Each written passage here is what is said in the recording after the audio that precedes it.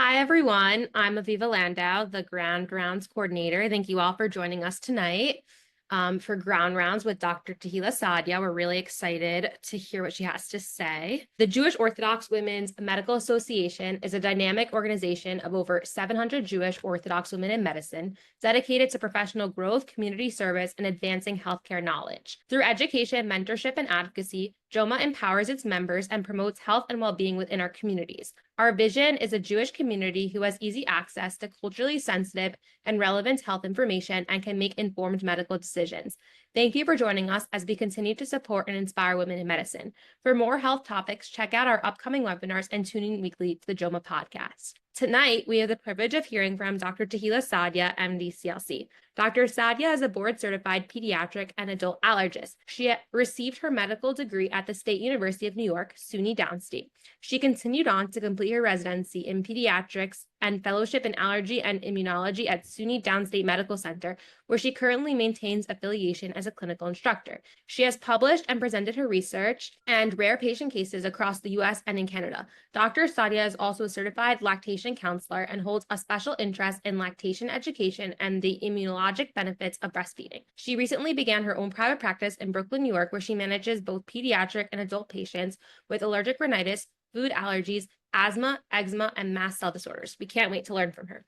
For CME credit, please make note of the following slide. You will need to fill out the form. You could scan the QR code or go to the website by tomorrow at 8 p.m. So you have 24 hours to do that. We will also be showing the slide at the end of the presentation for your convenience. And this webinar is being recorded and uploaded to YouTube. It is webinar format. So if you have a question, we will have time for questions at the end, and you could put it in the Q&A box or message me privately. And so without further ado, Dr. Sadia, we're really excited to learn from you. Okay, thank you so much. I'm glad to be here. I have a lot to talk about. If it's okay with you, I'm going to proceed on to the next slide.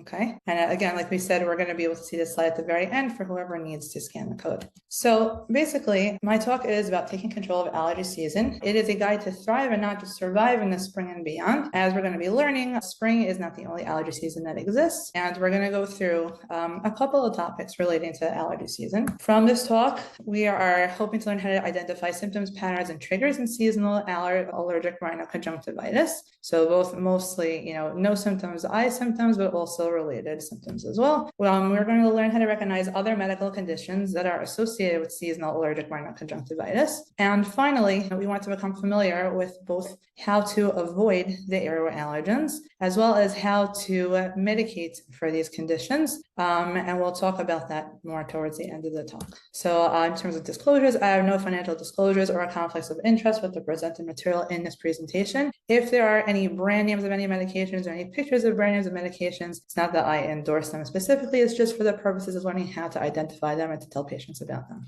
So essentially, allergic rhinitis, we'll refer to as seasonal allergies here, since that's what we're focusing on, affects up to 60 million people in the United States every year. Now, there are the difference between self-reported symptoms versus diagnosed allergic rhinitis, because many times people will not even go to the doctor to get evaluated, they'll be self-medicating. So 10 to 30% of adults in the US will report symptoms of allergic rhinitis, up to 40% of children will have self-reported symptoms. When it comes to actual physician diagnosis, 14% of adults will be diagnosed and 13% of children. So there's a very big difference there.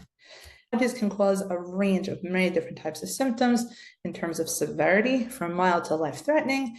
It can impact the quality of life, especially when left untreated. So many times you'll have people who say, oh, I can live with my allergies, I get some congestion, my eyes get a little itchy, I can live with that. Truth is that there are a lot of comorbidities that are associated with the seasonal allergies that can affect how people function. So people can suffer from allergic asthma. People can have eye symptoms that can really interfere with their ability to function. Sinusitis also can happen as a result of untreated allergic rhinitis. Sleep disturbances is a very big one.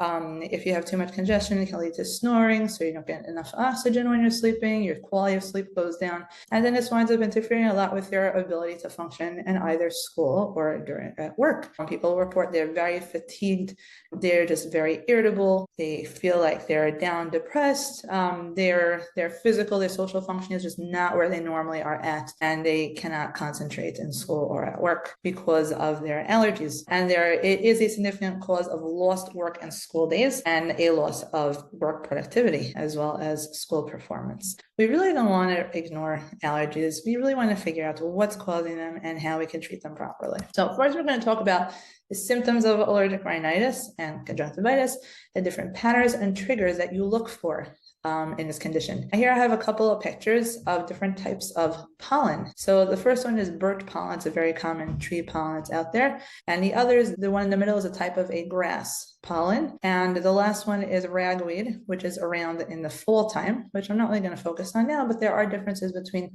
the spring allergens and the fall allergens, which I will touch on briefly. So how do we identify classic symptoms of rhinitis? So there will be at least one or more of the following nasal symptoms. Congestion is a very big one. Rhinorrhea, both anterior, so a runny nose that's visible, as well as posterior rhinorrhea, which is a postnasal drip. So patients will complain, they feel like there's some mucus tickling their throat. They keep going all the time because it's there. They can't get rid of it. So that's a posterior rhinorrhea or a postnasal drip. You can also have a lot of sneezing. The big one here, though, is itching. And that's what really will distinguish symptoms of allergy from an upper respiratory infection, for example. And besides for nose symptoms, we'll also have associated eye, ear, and throat symptoms as well. And the big one really is itching. So people say their ears itch, their eyes itch, their throat is itching. Chances are it's because of an allergy. A lot of times people will complain of this, like an itching in the back of the throat. They have to keep making this sound, which I hear this on the street. I know someone has allergies, sound something like this, because they're trying to scratch the back of the throat because it's so itchy. That is basically pathognomonic for allergic rhinitis. Okay, let's go to the next slide here. So rhinitis itself, an inflammation of the nasal passages. It can be classified as allergic, like we just spoke about, but also non-allergic. It's important to distinguish between the two because someone may come in during allergy season saying, I'm having allergies, but you test them and everything is negative. And there are different reasons for this to happen. So for rhinitis, it is non-allergic. In terms of etiology, you can have inflammatory and non-inflammatory rhinitis. There's a condition called non-allergic rhinitis with eosinophilia syndrome, where a patient will have high eosinophils in their blood, which can be associated with allergic conditions, but they will test negative for all the allergies that you look for. Infectious rhinitis is another one. It's inflammatory. So if someone has a common cold, a rhinovirus, or any other virus that affects their nose, causes them to have congestion or sneezing or rhinorrhea, but there is no itching involved. That would give you a clue that it's infectious rhinitis. There's also non-inflammatory rhinitis. Vasomotor is a big one where people will say, oh, I go outside when it's cold and my nose just drips. They go skiing, their nose is dripping, or they go outside in the very hot weather and nose starts to drip. It's because the precipitating factor is not an allergen, but rather the extremes of temperature. Atrophic rhinitis is something that happens in the elderly. It's a totally different scenario here. But it's just important to know there are other conditions that can look like allergic rhinitis. It's important to differentiate so you know how to treat. Now, in terms of ocular allergy, how to distinguish between conjunctivitis because of allergies or because of infection. So at this time of year, it's very common. I'll have patients come in. The parents will say, oh, my kid can't go back to daycare or to school until they have a prescription for antibiotic eye drops because their eyes look like they have pink eye. And the key here is that when you have bilateral pink eye, and it's not just redness of the eyes. You're going to have watering, itchiness. Again, itchiness is the big one here. Watering, itchiness, redness, light sensitivity, grittiness, eyelid swelling, and also a white ropey discharge, sort of like a string of rope that will come out of the eye is discharged, very thick and white looking. That's definitely distinguished from, a bacterial infection that would have, classic, very thick and green, or viral, green or yellow. That's not what we're talking about here. Here it's going to be a white ropey discharge coming from the eyes. It's going to be bilateral, not unilateral most of the time. It is a very different picture when it comes to allergic conjunctivitis as opposed to bacterial or viral. It's important to distinguish. Using eye drops is the only way we can counter this, which we will encounter later on in the talk. So now let's talk about allergy patterns and triggers. So in terms of basically the triggers for the allergies will then lead to certain patterns of symptoms, okay? So we can have seasonal allergies, which will wax and wane throughout the year, more commonly in the spring, summer, and early fall. Usually in the springtime, it will be the tree pollens that will be the cause. In the summer, it's the grasses. And in early fall, it will be the weed pollens. They typically appear around the same time every year. So as we just mentioned, trees, grasses, and weeds each have their own specific time of year. Now, mold is an interesting one because mold can really be year-round. Some can be seasonal. There are many, many, many species of molds. We probably have not even identified all of them that exist on this earth. So mold allergy can be a very, very tricky one to diagnose and to treat. But there are some outdoor molds They're more commonly found that way in certain seasons, whereas they're also indoor modes, which we'll get to. So perennial allergies, which we're not really going to focus on here, those are going to be year-round chronic symptoms that are not cyclical seasons. Those can wax and wane, but are typically associated with indoor allergens that are always in the air. Those will be, again, indoor specific molds, cockroaches, dust mites, and pets. So we're going to focus really on the seasonal patterns in this talk. Now, as you can see from this nice chart over here, courtesy of Hollister Sear, this shows a calendar throughout the year of the different months and which allergens are more common in the different months of the year. So as you can see, the trees here are coded in orange, and they last anywhere from, some of them can start in February, but mostly they cluster in March, April, and May. And then some will still be petering out into June and July. And this over here, the grasses, the purple over here, mostly will be starting later on in the season, May, June, extending to July, August, and September in some cases. And then you have the weeds, which are in the turquoise over here, and those will be mostly, a lot of them aren't going to be in August, though some could be June and July as well. And they peter out to September, October. By the first frost, you will probably not be seeing any more weed pollens around. This is just an example of the Northeast region. They have specific charts that you can find for the different regions of the United States. Since this is where I practice, this is the chart that I will commonly be showing my patients. Now, in terms of allergy patterns and triggers, continuing on, now we can classify allergies by how severe the symptoms are. So mild would be considered where your symptoms, they're there, but they're not really bothering you that much. They don't interfere with your daily activities. It doesn't interfere with your ability to function at work or in school. It doesn't affect whether you want to go outside and play soccer or do something, to engage in outdoor activities, because it's really not that bad and your sleep is not affected. Then you get to the moderate or severe type of allergies where your symptoms really are having a negative impact on any of those things we just discussed. Whereas when we talk about how frequent the symptoms go, you can have intermittent symptoms, which would be less than 4 days in a week or happening less than 4 consecutive weeks throughout the year. And then you have persistent, which would be 4 days a week or 4 days per week or more, and 4 consecutive weeks per year or more than that. So it is possible to have mild severity, but have persistent symptoms. And it's also possible to have the other way around as well. Intermittent symptoms that are moderate or severe.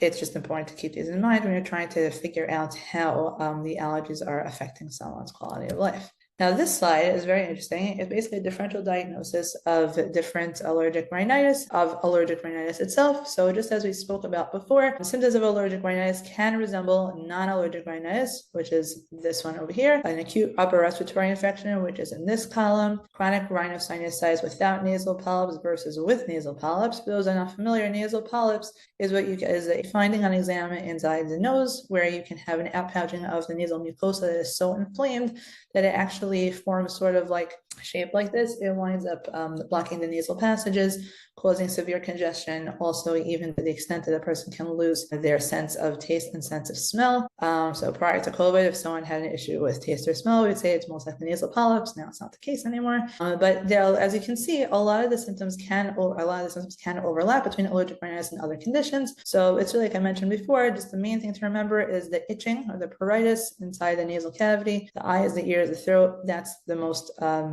prominent symptoms in terms of allergic rhinitis. Other differences you might see, so that's over here. The ocular pruritus is very common here, uncommon in the others. If they see any other ones here, it's common. So again, anything that says the word itching, that's common allergic rhinitis, where that's not in the others. Also, what we're going to talk about in terms of chronic cough, it's very interesting. Cough has now been recognized more as one of the major symptoms of allergic rhinitis. And when we get to talk a little about allergic asthma, we're going to touch on that a little bit more. In terms of other things that might be a little bit more prominent here, they say here that in persistent, more than intermittent allergic rhinitis, the sleep disturbances may happen. So when someone has a seasonal allergic rhinitis, they may not have a sleep disturbance as bad as someone who has allergies year round. So it's good to keep that in mind. I also get a lot of patients that come in saying that they have headaches, and it could be sometimes that when you have allergic rhinitis that is just there and it's not being treated, some people do wind up getting, let's say, headaches or sinusitis after that. It happens occasionally, but it happens with other non-allergic conditions more. So it's important to look into other reasons for headaches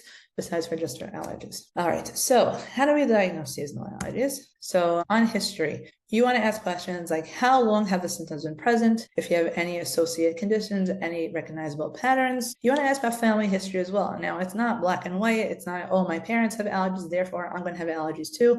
We know there is some sort of a genetic factor, but it's also environmental. There are other causes as well. But it's always good to find out how common it is in the family. There are also associated atopic diseases that can be part of the spectrum as well. So whenever someone has allergic rhinitis, I always ask questions about history of asthma, food allergies, or eczema as well. Now, when it comes to physical exam and allergy testing, which we'll get to in a second and discuss that, here we go. So on HENT exam, things that you can actually just tell from the patient just by looking at them, by observing. You can tell if the patient has prominent mouth breathing, the mouth is constantly going to be open while they're interacting with you. They may have what's called the allergic crease or the allergic salute. So if you notice someone they're talking to, they go, this is called the allergic salute, where they go like this, because they're trying to either stop their nose from itching or their nose from running, and it can cause a crease in the nose across here, as known as the allergic crease. Allergic shiners, it's another finding where you can see that periorbitally, or actually underneath the eyes, you can see it's sort of like a purple discoloration or just a hyperpigmentation underneath the eyes due to swelling and fluid that's accumulated there because of the inflammation,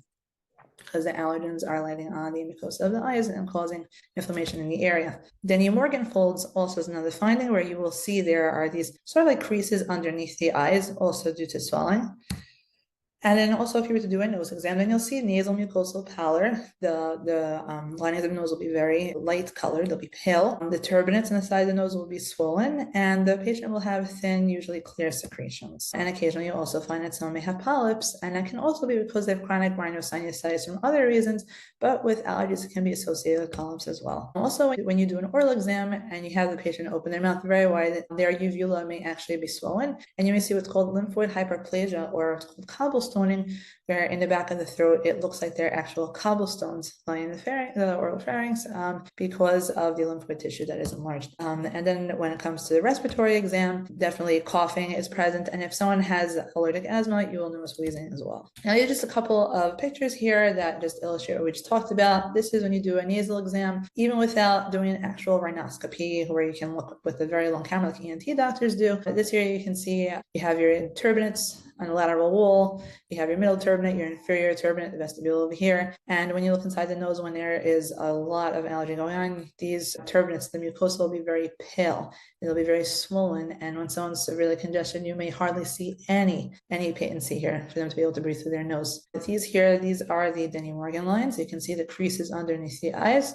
This picture is behind us over here, but you can see this is actually part of a nasal polyp. It's this grayish, sort of like shiny mass that's blocking the nostril here, your view as you try to look inside. And then here also, this is just a nice illustration here, the Denny Morgan lines beneath the eyes, the allergic shiner where it looks a little bit purplish underneath the eye, and the nasal crease that can happen when they go like this, like we mentioned before. And here you have someone who's mouth breathing, the open mouth, the recessed lower jaw here to allow more air to get in because their nose is completely blocked. So we talked about the history, we talked about the physical exam, and now we're going to talk a little bit about allergy testing. So different modes of testing, the skin prick test, as well as a blood test to look for serum-specific IgE levels. And we look for antibodies that are directed against different types of allergens. So that is easily just done in just order a blood test to look for those levels. When it comes to the skin prick test, this is something that's usually done by an allergist.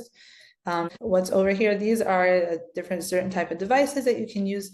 Basically, you have your allergens that come in these the extract bottles here that you put inside these wells in these devices over here, and you have these testers that will then soak inside the allergens, so that when the patient puts their arms out, you then wipe their arms down with alcohol and you press these on to the arm, and you have these liquid dots that will be present along the arm. Some people also will do it on the back. I prefer to do it on the back when the child is young, so that they can't reach backwards when it is itching them and mess up the test. Usually when they can tolerate without itching the stuff on the arms, then I will do it in an older child and adults, unless there are many things to test and they can't fit it on the arms. And once we place the allergens on, we wait for about 15 to 20 minutes, and we come back and try to take a look and see if there's a positive test that would be indicated by a typical hive, a wheal, which is the bum part, as well as the flare, the erythema around, and you can check to see which specific allergens someone reacted to. So this would be a positive allergy skin test. Over here, you can see several very prominent wheal and flare reactions that indicate someone's allergic to those specific allergens that were placed there, whereas others may not be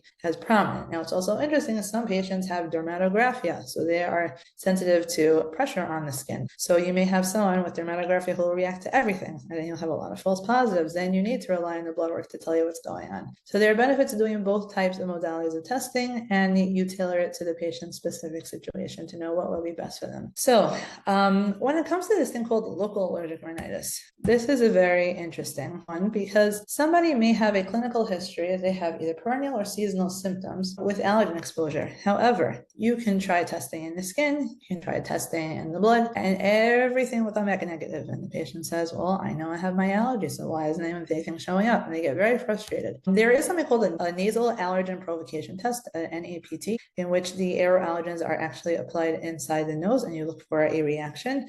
This is something that's usually offered at large academic or research centers opposed to individual small practices. So many times what we will do, if someone is pretty sure that they react to certain allergens, even though it's negative on testing, we will continue to treat them as if they have allergies, and they do fine. So now to our second portion of the talk, common conditions that are associated with seasonal allergies.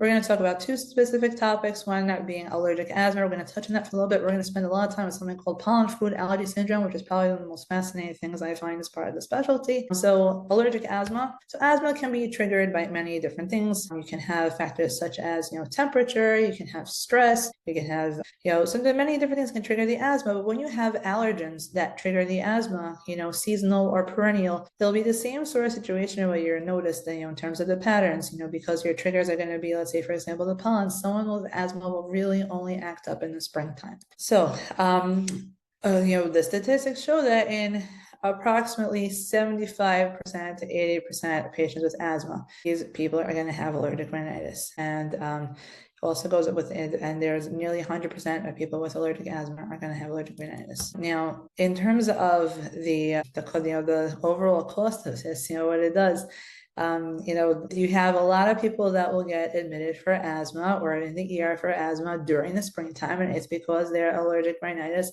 is affecting their ability to breathe. And cough, like I mentioned earlier, is becoming more recognized as one of the prominent symptoms of allergic rhinitis. But when you have concomitant asthma, it's going to be a lot more prominent. I've had some patients that will come in after they've been to many different specialists. They have a chronic cough and they're not able to be diagnosed with anything. They go to GI for GERD, they ruled that out. They went to pulmonology, they don't have asthma. And then all I do is I give them Zyrtec, even though I can't find anything that's wrong with them in terms of testing, and the Zyrtec makes their cough go away. So, you can definitely have this as a proponent of seasonal allergies, whether it is asthma, not asthma. We just know that it's possible to have just a cough alone that can be treated with antihistamines. Now, in terms of pollen food allergy syndrome, this is a real big one, and it's a very interesting one as well. So there's, it's been termed in the past as OAS, or oral allergy syndrome. What it is exactly is that there are certain pollens, in terms of their protein structure, they're very similar to other proteins that are found in fresh, uncooked, raw vegetables, fruits, nuts, or seeds. And what can happen is that when the uncooked produce is ingested, there can be itching or mild swelling of the mouth and throat. But then once it is swallowed, then the patient doesn't have any symptoms, does not become anaphylactic, or doesn't progress further than that. And that's why in the past it's been referred to as oral allergy syndrome, because these symptoms were only restricted to the oral cavity. Now, we think this is because of contact urticaria that would occur in the oral pharynx because of these pollen-related proteins found in foods. There is a small proportion of individuals with this who would experience systemic allergic reactions, which is why the terminology was actually changed to be pollen food allergy syndrome in terms of some conventions. Say, the oral allergy syndrome doesn't include those patients that would have systemic symptoms in the rare occasion that it happens. So that's why it was called PFAS. In terms of prevalence, it's more common in adults than children. It's more common in women than in men. And also, it's more common in patients who have severe rhinoconjunctivitis symptoms. If they have multiple pollen allergies, so they're sensitized to multiple different types of pollens, and also if they've had longer duration of allergic rhinitis symptoms. So I will see this happen in, let's say, people who are 30, 40 years old who come in and say, I never had any food allergies my entire life, and now I can't believe I'm allergic to fruits and vegetables. It just makes no sense. And I ask them, well, do you have allergic rhinitis? You get seasonal allergies? Yes, I get them very bad. Okay, there you go. That's your answer. You have PFAS. That's exactly what's wrong with you. Now, just to reiterate, if you were to heat up, if you were to bake, apply heat to any of these fresh produce, then the symptoms will actually not be there, most likely, because the denaturation due to the heat causes the body not to recognize it as a threat anymore. And so these people will say, I can't eat raw apples, but I can have apple pie and I'm fine. Or someone will say, I can have maraschino cherries, I can have canned cherries, but I just can't eat raw cherries. And this is the reason why. It's because of PFAS. So there's certain pollens that will cross-react to certain fruits, vegetables, nuts, or seeds. And it's interesting to note this because also many times patients will tell me, I'm allergic to peanuts and hazelnut. It was on my blood test, but I eat them and I have no problem. And then you do more specific testing called component testing, which breaks it down for you and tells you which other proteins the patient is allergic to. And the ones that cross-react with the pollen will be highest. And we'll tell them, okay, so maybe your peanut and hazelnut, the test, the blood test or the skin test are high only because of your pollen allergies, and you may be fine eating these foods when it's different times of the year than the actual pollen season. So we will find that in the specific pollen seasons, when these pollens are around, they have more symptoms when they eat these specific related foods, as opposed to other times of the year, like in the dead of winter, they can eat them with less symptoms. So just to look at the more common foods that are associated with certain pollens. So we have the birch tree pollen as the most common associated with this issue. Apples, peach, plum, pear, cherry, apricot, and almond are the common, in this family related to each other. Then you have some vegetables and seeds over here: carrots, celery, parsley, caraway, fennel, coriander, and aniseed. Then you also have the soybeans and peanuts, and also hazelnut. These are all associated with birch tree pollen allergies. Not to say that if someone has a birch tree pollen allergy, it does not mean that they will have issues eating all these different foods. Someone may not have this at all, but it's just interesting to note when someone has severe symptoms of pollen allergies, they will usually tell me they will have an issue with some of these foods on this list. Moving on to other types. So the ragweed, again, this is in the fall time, which is not really what we're focusing on, but if someone says, I have issues with melons, cantaloupe, honeydew, watermelon, as well as zucchini or cucumber, and or bananas, they likely have ragweed allergy. Mugwort is another weed in the fall time. So as you can see, we have some overlap with certain foods that will be there for other pollens as well.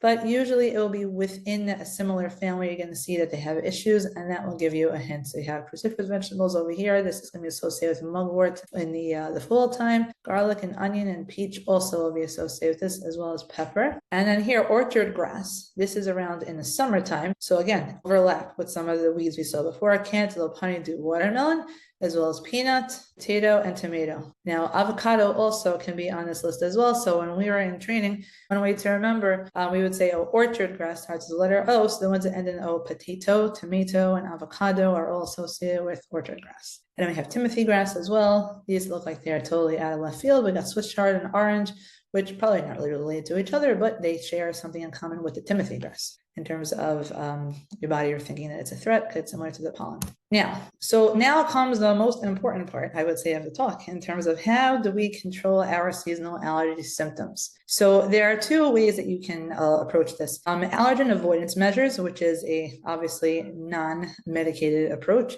as well as different ways to treat allergies. Okay, so let's first talk about avoidance. Number one, for outdoor avoidance, how do we do that? Pollen is everywhere. You cannot avoid being exposed to pollen, but we try to minimize as much as possible. So what do?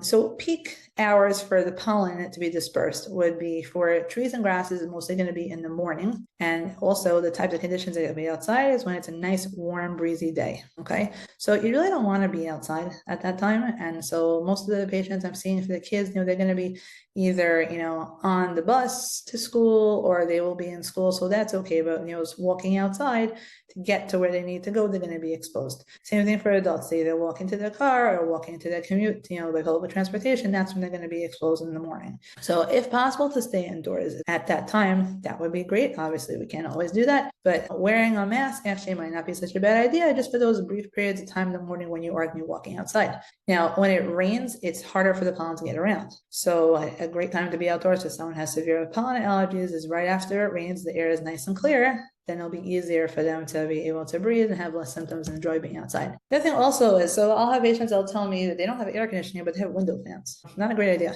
because the fans are going to draw the pollens or outdoor molds straight into your house. You want to keep your windows closed, and you want to avoid using window fans. When you are outside, wearing glasses or sunglasses, I mean, it's not going to completely be a barrier to get, to prevent pollen from coming into your eyes, but it may help to minimize it a little bit. So it doesn't hurt if you want to wear sunglasses, if you normally don't wear glasses in general. And especially to avoid rubbing the eyes when you're outside, because that will then introduce the pollen that may be landing on your eyelashes directly onto your mucosa. Now, how do we minimize indoor exposure? So again, keeping the windows closed, using air conditioner while in the car so you avoid blowing the outdoor air directly in. Air conditioning units should be kept clean. You should check your filters or order new filters when it comes to allergy season. Anything that is exposed to the pollen outside, you don't want it in your bedroom. So we spend a nice long stretch of time in our bed sleeping, and we don't want to be breathing in these allergens and making it difficult to have good sleep, right? So anything exposed to the outside, jackets, footwear, head coverings,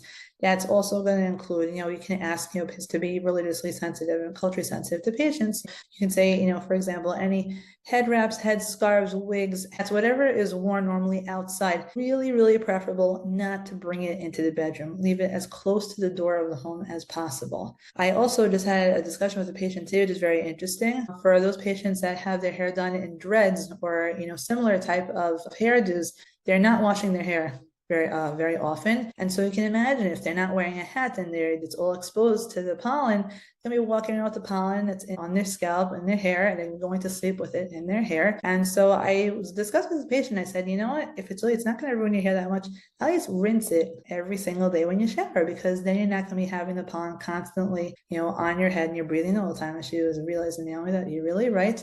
And she's just going to try doing that, even though, by convention, she just doesn't wash it when it's styled that way. But she said it really might make a difference, and she's going to try doing that now. Anytime someone goes outside and it's not, their clothing is not covered by a jacket or anything like that, it's good when you come home to just do a decontamination. So you just you come in your house, you take everything off, you put your clothing straight into the laundry. Don't leave it on the bed, don't leave it on the floor. And even people who have young kids, it's very hard to do this, but you try to get them to comply. And then you just take a shower and just get rid of everything that's on you. It's best to do it obviously when you return home for the day. At least shower before you get to bed, so that you're not bringing the pollen into bed with you. And when it comes to molds, you keep the door open, the molds might come in from outside. Molds like it when it's very humid. So as long as you keep the humidity in your home low, clean the bathrooms, kitchen, and basement where it will be likely to proliferate, then you should be good to go. A dehumidifier is a great way to keep the dampness out to prevent mold from growing. If you see mold visible, you want to clean it with a detergent or a 5% bleach solution. Now, let's talk a little bit about how to control allergies. I have this thing flashing behind me. Give me 1 second. I'll try to fix this. 1 second. It's a little better. So let's talk about how to control allergies medication-wise. So we spoke a lot about how to prevent exposure both outdoors and indoors. Now I'm going to talk about what medications we can use. So the first thing I'm going to talk about is topical treatment. Saline wash is not exactly a medicated treatment. It's extremely helpful to physically wash out the allergens and the irritants that's inside the nose. And then it can actually make the medications work a little bit better. So you have, once you try to use the saline wash and your inside your nose are very nice and clean, then you can try using medicated treatments such as antihistamines, corticosteroids, and mast cell stabilizers. And then the same thing goes for the eyes as well. You can wash the eyes out well, and then you can try using antihistamines or mast cell stabilizers to help control symptoms. There's also systemic therapy as well. There are oral antihistamines, which are H1 blockers.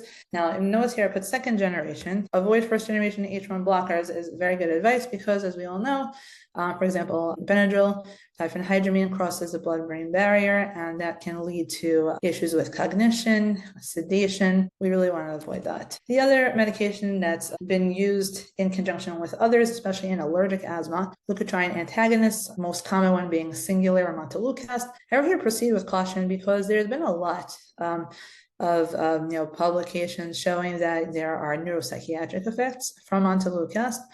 On patients that have come to me telling me that they get headaches when they're on it, or they have mood swings. They just not themselves when they're on the medication. My rule of thumb usually is if they've been on it for a long time and it's helping them, they have no side effects, as what we just discussed, I tell them to continue it. And if they're not taking it as they're supposed to, or they have the side effects, it's not really doing much for them to help them, then we discontinue it. So to talk about how you do nasal irrigation, which we mentioned before, it's actual physical washing out of the nose.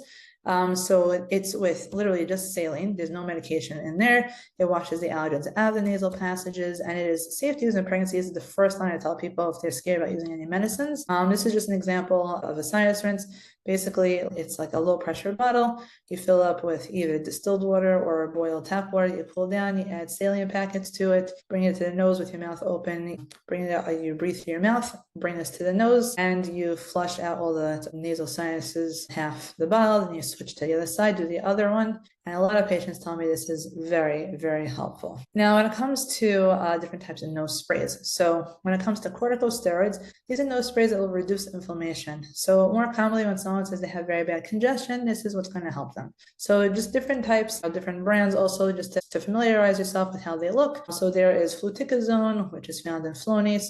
There's budesonide, which is found in Rhinocort, mometasone, which is in Nasonex, and triamcinolone, which is in Nasoport. Now, there is a question about which ones are safe to use when someone is pregnant. I believe it's triamcinolone. There was a question because of some birth defects that may occur when it's used in the first trimester. But I think there's some literature saying that really it might be fine.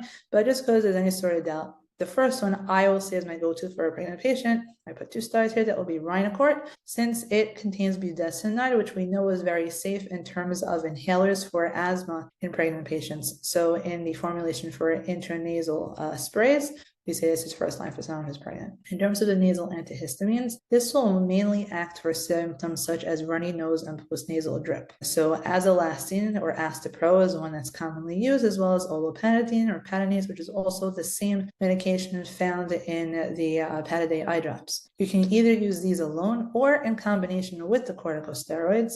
And what's also very important to know is there is a very important technique to know how to use these nose sprays.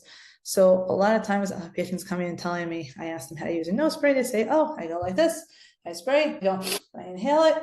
And I say, well, how does it make you feel? Oh, it drips to the back of my throat, tastes nasty. I don't like it. So I stopped using it. So I tell them, this is really not the way you're supposed to use nose sprays. If you use it properly, you might actually want to use it more because it's going to work better.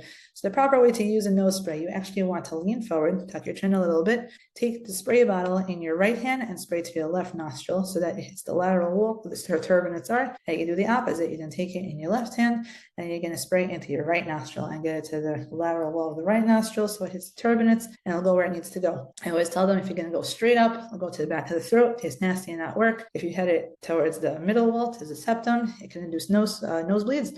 So they really want to go this way and this way. Then I have them come back and tell me, oh my God, no one told me this before, and it's so helpful. So I'm glad you guys are here to hear this for your patients, for your family, for yourselves. Proper way how to use nose sprays. Now, let's talk a little about eye drops. So they can reduce the symptoms of watery, itchy, and red eyes. There are different types of eye drops you can use. Artificial tears, I guess, would sort of be like in a sort of an equivalent, if you want to put it that way, as to using saline sprays for the nose. It really is not, it's not medicated. Then it's more for lubrication purposes. Then you'll have the antihistamines, similar to what we saw in the nose, in the nasal spray formulation is the most common ones that people will use when they come to me, as well as mast cell stabilizer, which is called cromolyn. So cromolyn also is available for nose spray. I would say this is best used for in eye drops when someone needs extra relief. So it has a very quick onset of action, but also has a, it doesn't stay in there for long. That's why it's used multiple times in the day, just sort of like as an add-on therapy. Now, just to touch on the oral antihistamine. So these are all second generation, as I mentioned earlier. That's why the diphenhydramine is not on this list. So the most common ones that people will be trying will be cetirizine, which is found in Zyrtec, levocetirizine, which is found in Zyzel, hexofenadine, which is found in Allegra, and loratadine, which is found in Claritin. In terms of efficacy, usually I will tell people whatever works for them. Once you figure out what works, you just stick with it. So if someone says, oh, I'm taking one of these medications, someone told me this one is better, should I try it? So if this one is working for you, don't try to fix something that's not broken, just stick with whatever works.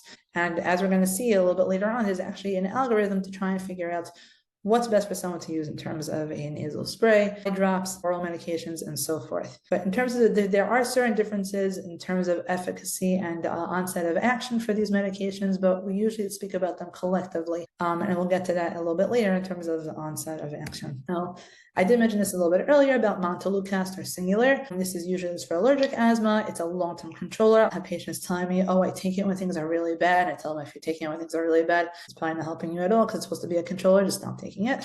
It's not recommended as a first-line treatment, and it's also not recommended as treatment to be used alone. It's usually used in combination with other therapy. It has a lower efficacy when used by itself, and also, of course, the neuropsychiatric side effects we already mentioned. Those are reasons that I will usually not lean toward using this in patients as a new therapy. Now, this is a fantastic slide. I don't know if it's possible to move the images of the people on the panel over so we can see everything here. That would be nice. Anyway, so this is basically an algorithm which is part of the allergic or the rhinitis parameter or practice parameter that was updated in 2020. So just to give you a basic idea of how this works, this is for intermittent allergic rhinitis treatment, whereas the next slide, if I can get it to go to the next slide, it's going to show the allergic rhinitis treatment when it is persistent. I just can't get it to move. I don't know why.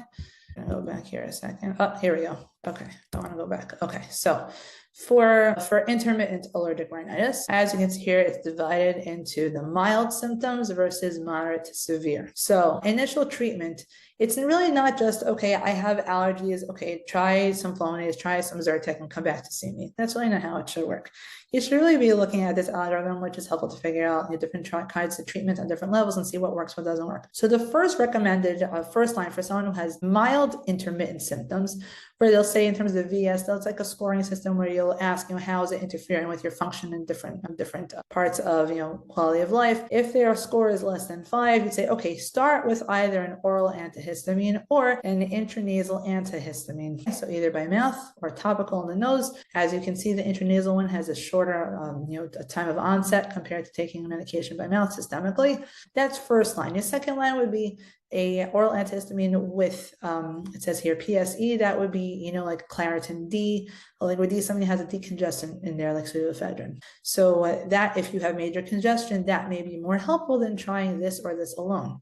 If this doesn't work, then you can try an intranasal corticosteroid, which also has a longer onset of action. This is really the way you should be going for someone who has mild symptoms and really only seasonal, and that's it. Okay, so if someone has really bad congestion and that's the reason why you can't get the medication in properly, then that's where using a decongestant may be helpful. You could use a spray like Afrin or something for up to 5 days. We don't want to use it for longer than that. Otherwise, there can be rebound symptoms. If your symptoms are controlled, you continue treatment as needed, or you step down or stop when not necessary anymore. If it's not controlled, you then try something else from here, or you can consider adding or changing based on this, like a symptom-specific agent.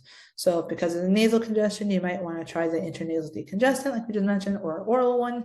And if it's mostly, anterior rhinorrhea, the nose is drippy, sneezing a lot, you want to try using a combination of antihistamine and corticosteroid that is intranasal.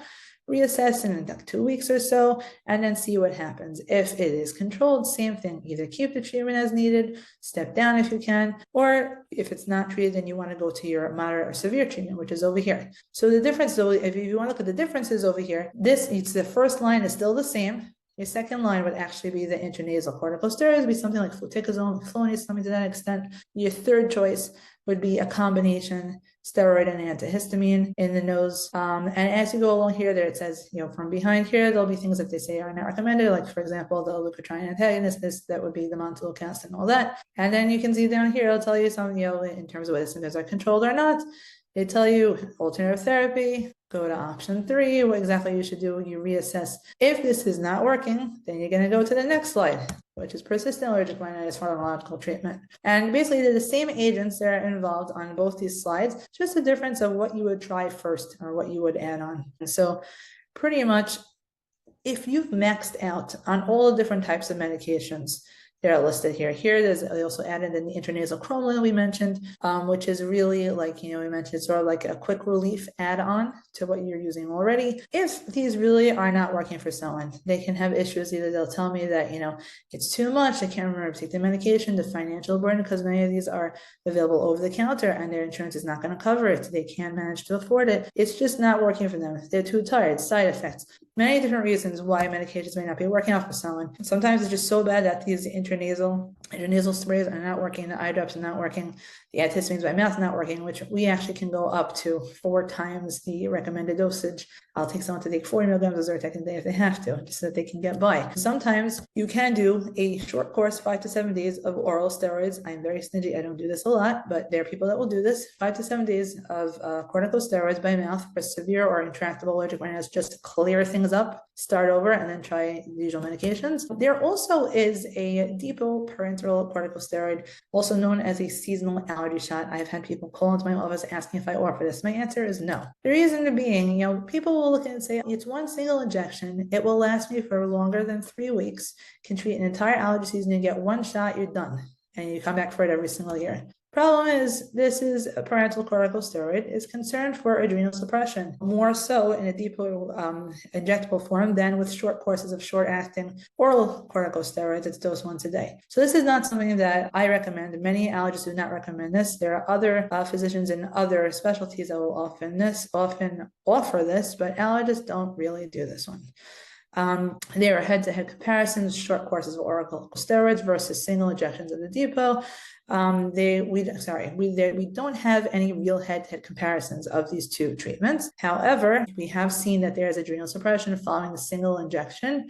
I am a methylprednisolone. Maximal is usually 72 hours, but can persist for up to 3 weeks. Why would we want to cause this issue for our patients if we can treat them other ways? Immunotherapy is the answer for people who either have tried, the oral medications, the intranasal sprays, the eye drops. They've tried everything and nothing is working for them, or they can't afford it, or whatever it is. Allergy shots. So what is this? Basically, instead of putting a band-aid on the problem and trying to get rid of the symptoms, you want to actually teach your immune system how to tolerate the allergens. So there are 2 ways you can do this, either by subcutaneous allergy shots. They are done beneath the skin, or you can also do allergy tablets that are taken underneath the tongue. But basically, they are both effective for the treatment of allergic rhinitis. They can help prevent and or treat allergic asthma as well. Again, why would we do allergy shots? We can have people who have these symptoms: allergic rhinitis, allergic conjunctivitis, allergic asthma, or any combination of this.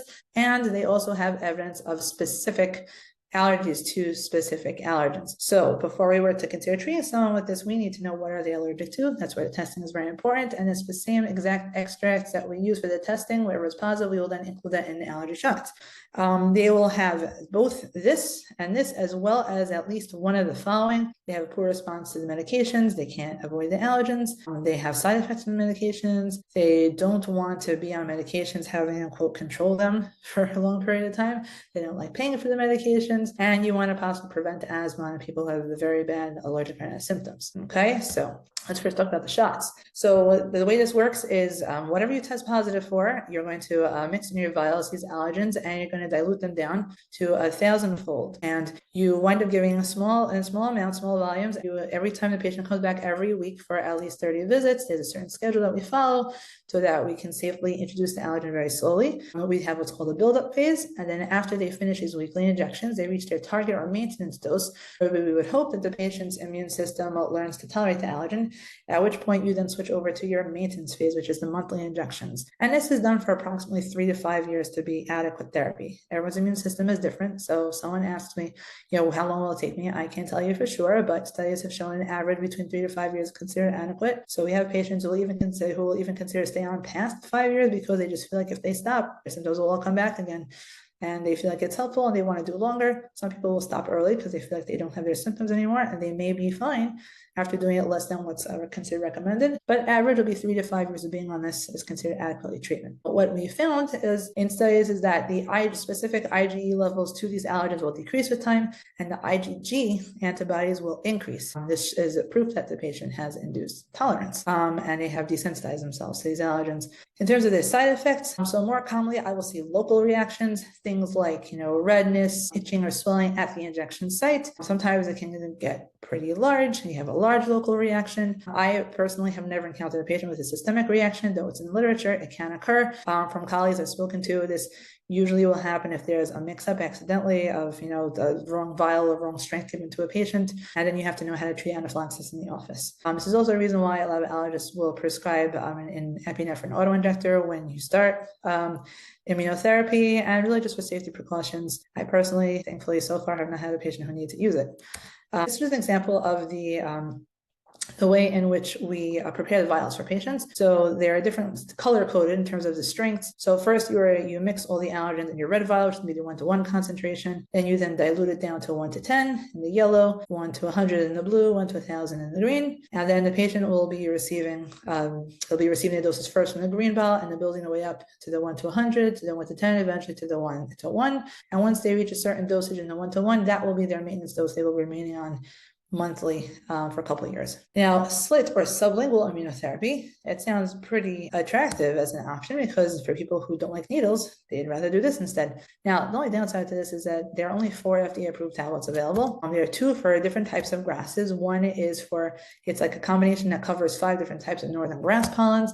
Then there's one which is just for Timothy grass alone, which is a little bit structurally different, so you want to treat for that separate than the other ones that the oral layer will cover. Then there's one for ragweed, which is for the fall, and there's one for dust mite, which is obviously not for seasonal allergies per se, although I just want to put a plug in for dust allergy. There can be seasonal variation because of differences in humidity. So you may have some patients that say, I have seasonal allergies, but the only thing that'll come up positive is dust. And you tell them, it really does make sense because when it's more humid, that's when the dust allergen is going to be out more, and so you can have variability in seasons with the dust allergen as well. But as you can see, you only have these sublingual immunotherapy tablets available for these specific allergens. So if someone has tree allergy and this is not available, then slit will not be an option for them. In terms of comparison to SCIT, the subcutaneous injections, there is similar efficacy. There can be a better safety profile, which is why it's safe to do daily dosing at home after you do the initial dose in the office. But again, there are limited allergens available for treatment, so it's not for everybody. In addition to that, you can also have local reactions such as itching or burning of the mouth or the lips.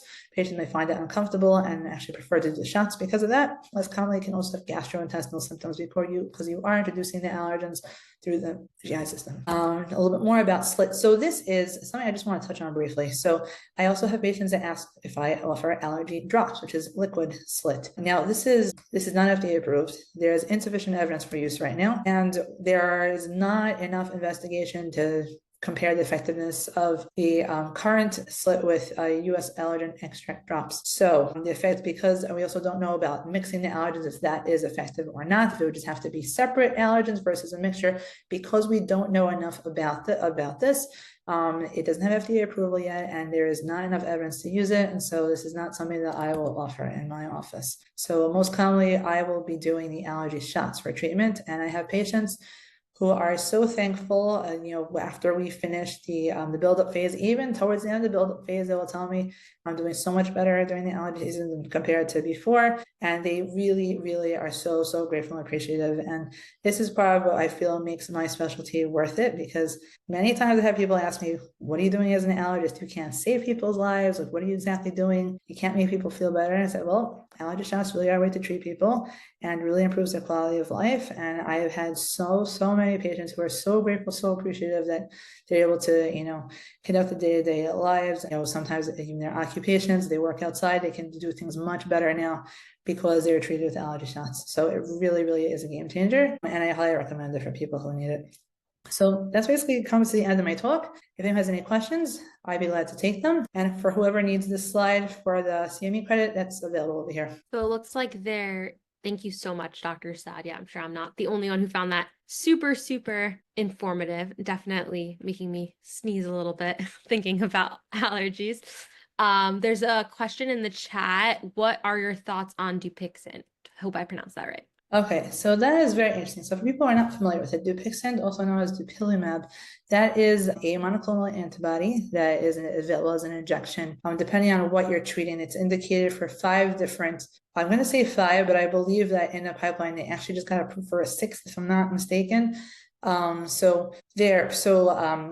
not approved for seasonal allergies per se. It's known to be able to treat different conditions such as severe asthma, atopic dermatitis or eczema, the nasal polyps. There's a couple other conditions as well, eosinophilic esophagitis, prurigo nodularis, that's one I always forget. And I believe that recently it was approved, or it's going to be approved, for chronic spontaneous urticaria as well. So the question is, what are my thoughts about it? So there's no current indication for it to treat allergic rhinitis. So I'm not exactly sure if someone could elaborate on the question, what exactly talking about in terms of Dupixent when it comes to allergic rhinitis, I'd be happy to answer if I have a little more specific question. But as of now, those are the indications for using it. Since it's an anti-inflammatory, it works on the receptors for IL-4 and IL-13. It's used for so many allergic conditions, inflammatory conditions. I mean, I would be surprised if somehow they find some sort of application to this as well. But as of now, it's not used for allergic rhinitis or that sort of thing. There's another question. Is Zyrtec safe during pregnancy? And if a patient usually takes one but feels they need more and they're pregnant, is it safe to take two?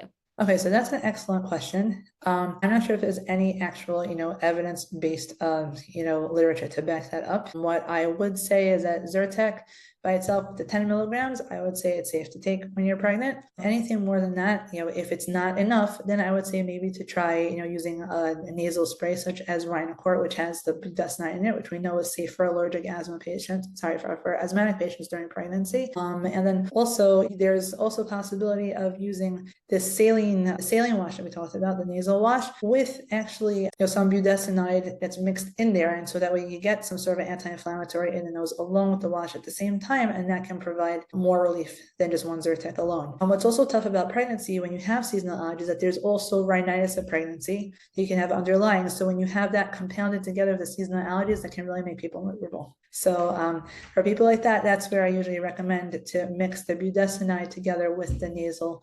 wash. And you can do that on top of, I would say, just 10 milligrams of Zyrtec.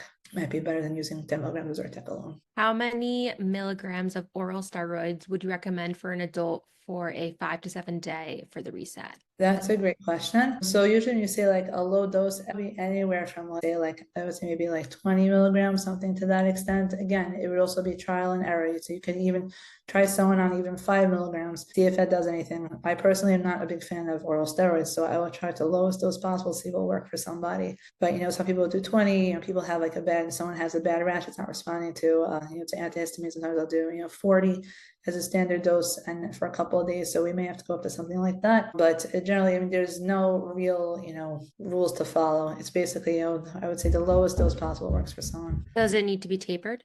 When it's a short burst, there really is no need to taper. 5 to 7 days, I would say, doesn't need to. Another question from the chat is, does pineapple cause PFAS? That's a great question. So there are actually a lot of fruits that people feel are associated with their food allergies.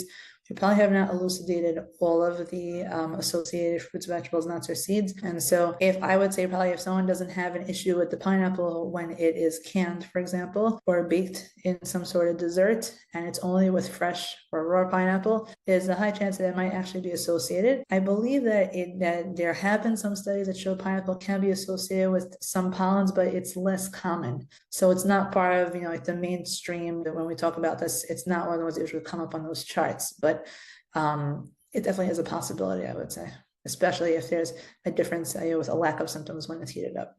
And just one last question that I think we have time for. What would you recommend for, is there anything for seasonal allergies in terms of patients on their own doing sensitization without allergy shots? Or I guess on the flip side of that, preventing their allergies from getting worse season to season? Or is that something you see that allergies get worse season to season?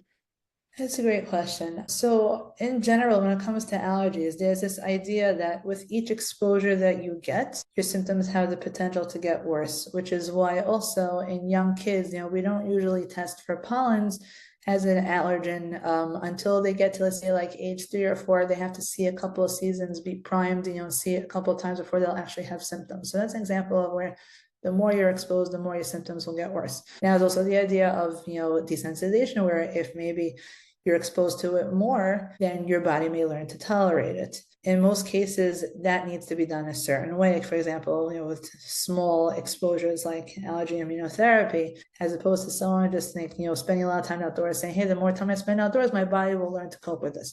It's not necessarily the case. Most of the time you'll see that, someone has they have very severe seasonal allergies. Over time, they will actually develop allergic asthma. So getting back to the original question, what someone can try and do as opposed to, on their own, as opposed to actually having, you're going for allergy immunotherapy. I mean, really probably immunotherapy is the safest way to get someone to desensitize themselves, because it's a controlled way of doing this. It's done very slowly, very safely.